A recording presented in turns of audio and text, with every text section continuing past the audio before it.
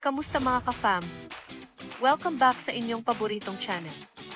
Kung hindi pa kayo nakasubscribe, ano pang hinihintay nyo? Hit that subscribe button and ring the bell para hindi nyo ma-miss ang latest chika. Trending ngayon ang aktor na si Joshua Garcia pero hindi dahil sa bagong project or love life. Ang pinag-uusapan?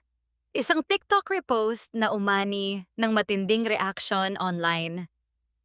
Napansin ng mga netizen na ang nirepost na video ay highlights ng unang 3 araw ng impeachment trial at may hashtags pa tulad ng hashtag Sara Duterte, hashtag VP Sara, hashtag DDS, at hashtag Duterte. Dahil dito, umani ng samut-saring reaksyon si Joshua. May ilan na agad siyang tinawag na DDS at nagsabing ika-cancel na raw nila ang aktor. Yak OMG kadiri ka Joshua. Cheater na nga, DDS pa. Pika struggle lang sana.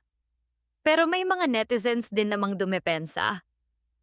Ayon sa kanila, karapatan ni Joshua ang kanyang personal na paniniwala at hindi raw dapat nauuwi sa cancel culture ang magkaibang opinyon sa politika.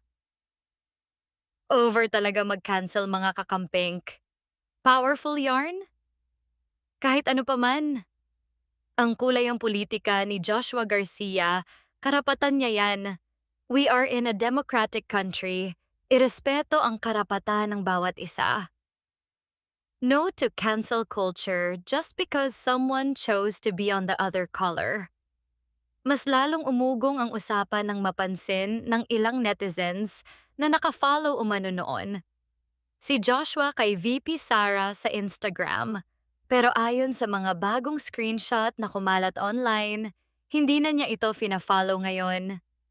Sa ngayon, wala pang opisyal na pahayag si Joshua Garcia tungkol sa issue, kaya nananatiling haka-haka lamang ang tunay na dahilan ng kanyang pag-share ng video. Kayo, ano ang masasabi ninyo? Dapat bang i-cancel ang isang artista dahil sa social media activity niya o dapat bang irespeto ang kanya-kanyang paniniwala? I-comment ang opinion mo. Huwag kalimutan mag-like, subscribe, and hit the bell for more updates. Kita-kits ulit sa next video, mga ka-fam.